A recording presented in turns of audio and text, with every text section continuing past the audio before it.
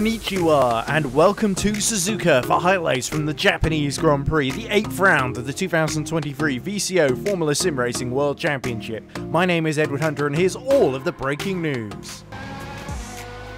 A tough Italian Grand Prix for Colin Sport got even worse when he was penalised 4 positions for this incident with Michi Hoya.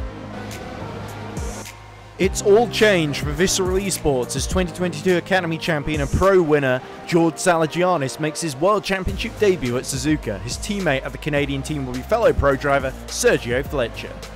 Finally, Lauren Kiersmakers makes another appearance for Race Clutch, the Belgian substituting for Tom Latieu.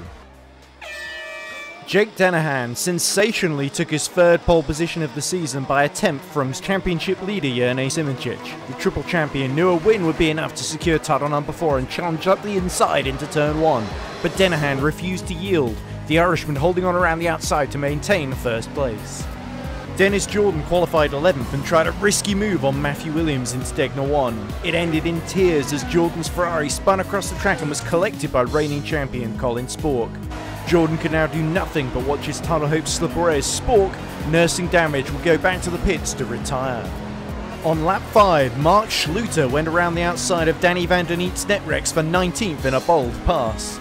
Lap 8 and Damien Skovron dispatched Zolt Zux for 15th, as ahead Mika Hakimi attacked Cosmo Pashito for 13th, a brief wiggle for Malaysian allowing the Royal Blue to hold the position. Schluter was starting to close on Zux when he dipped a wheel onto the grass at Degner, collecting himself up but losing a position to the grateful valet of Giordano Valeriano. It took less than a lap for the TX3 driver to regain 17th position with a move up the inside at the Casio Triangle. Van der Neet then made contact with Valeriano and spun into the path of Costas Van Vukas. Lap 11 and Hakimi found himself under attack from Zux and Schluter as contact was made at the Casio chicane, sending the Arnage Brabham wide and down 2 positions. Lap 13 and the other Arnage Brabham of Janos Braksok slipped past Yannick Bock for 3rd at turn 1. Hakimi continued to struggle as Fletcher executed a bold manoeuvre around the outside at Casio Triangle to snatch 16th. It was now Jan Grankvist's turn to overcome Bock on lap 15, moving his Super Venturi up to 4th. A lap later, and Salagianis now passed Hakimi down the main straight for 17th, but nearly lost it with a spectacular oversteer moment at turn 1. Bock was the first of the leaders to pit at the start of lap 18, followed in by 9th place David Mrokcek in the burst car. Mrokcek emerged 15th behind the race clutch of Robin Panzer as Hakimi had a huge wobble out of Degner 2. Mrokcek dived up the inside of Panzer, but Skovron was out after severely wounding his car in a huge crash at the Degners. Alex Siebel pit at the start of lap 19, emerging narrowly behind Mrokcek despite the traffic holding the pole up. Dennehan then made his first stop going into lap 20 as Simoncic, Braksok, Petter-Briliak, Sandakalis and Williams followed him in. Dennehan drifted stylishly at the pit limiter line, mercifully avoiding any penalty. While Grankvist stayed out to assume the lead, Bock had undercut his way to 2nd, crucially splitting title rivals Dennehan and Simoncic. Maguli in the Solar RHE was keen to make up ground after his stop and made an excellent move up the inside of Hakimi for 12th into Spoon Corner, the pair running just inches apart. Bock defended 2nd from Simoncic at the Casio Triangle, but he'd been given a drive-through penalty for speeding in the pit lane, which he came in to serve, releasing the Slovenian to attack Dennehan as Grankvist pit from the lead. Hoya got a great run on Hakimi into 130R to snatch 11th, and was soon followed through into turn 1 by the recovering Bock. Hakimi then found Schluter going around the outside of him into 200R, the Malaysian's tyres crying enough. Bock dispensed of Hoya on lap 23 to get back into the top 10, but there was disaster for Zux through the S's as he spun and crashed his ground effect out of the race. Simoncic then attacked Dennehan around the outside into Casio Triangle, but the Irishman again defended well. The burst driver then contemplated a risky move into turn 1, but with the championship at stake, he thought better of it and backed out. Too late for Hoya to back out though, as he smashed against the pit entry wall and joined his teammate Skovron in retirement.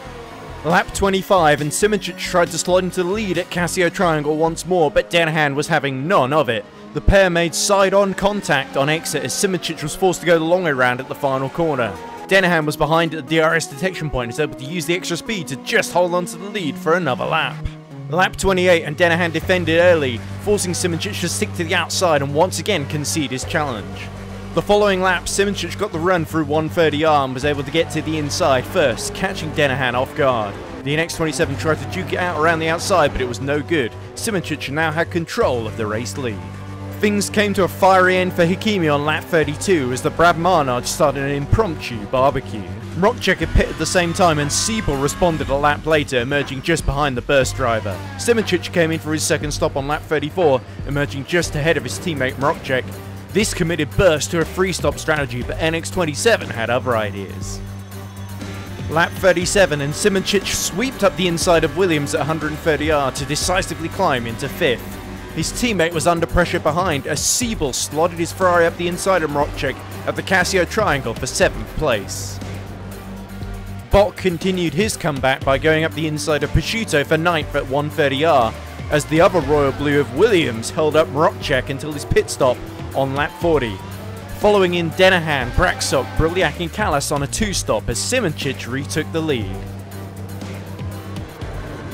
Lap 41 and Briliak challenged Braksok for 5th, switching to the outside at Casio Triangle and somehow getting his Alpine stopped in time in a fabulous move. Siebel made his final pit stop from 2nd at the start of lap 43. He would emerge just behind Williams in 8th. Mrokcek responded a lap later, by which point Siebel was already going up the inside the Royal Blue for 6th.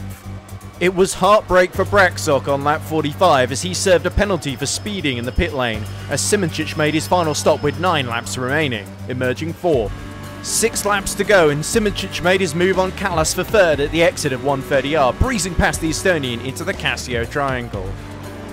A lap later and Simoncic executed a carbon copy move on Briliak to snatch 2nd. Now the win and the World Championship beckon.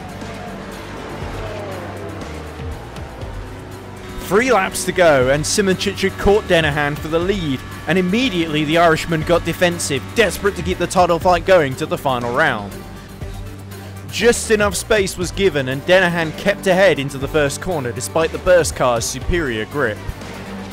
At the start of the final lap, Simoncic tried to go around the outside as Denahan used what was left of his battery to defend down the main straight. The pair ran side by side through the first corner and Denahan desperately tried to shut the door by running the triple champion as wide as possible on exit. There was one final chance at the Casio Triangle and Simoncic went for it on the outside as the world held its breath. Contact was made, Denahan spun around and out of the lead, and in the most dramatic circumstances possible, Jernej Simoncic won the Japanese Grand Prix and with it the 2023 VCO Formula Sim Racing World Championship, his 4th title, ensuring that he's now ranked among the all-time greats. A valiant defence by Denahan ultimately fell just short in 2nd as Briliak took his 2nd podium of the season with a strong drive to 3rd ahead of Siebel. Callas took his and Ground Effect's best result of the year in 5th ahead of Mrokcek and Williams. Bock and Braksok were 8th and 9th as Prosciutto completed a great day for Royal Blue with his equal best ever result in 10th. Fletcher was a very impressive 11th on debut ahead of Panzar, Van der Neet, Mergeli, the luckless Jordan, Stavros Mizadis, Van Vukas and Zalagianis. Schluter and Grankvist retired late in the race after crashing out. Joining them in retirement were Hakimi, both burst simplexities of Hoyer and Skovron, Zux, Valeriano, Kiersmakers and outgoing champion Sport. Simoncic leads the driver's standings by an unassailable 38 points over Denahan, who leads Jordan by just 4 points going into the finale. Mrokcek is a further 26 points back in 4th, while Spork leads his teammate Briliak by just 3 points. Williams also enters the top 10 for the first time, a point ahead of Braksok.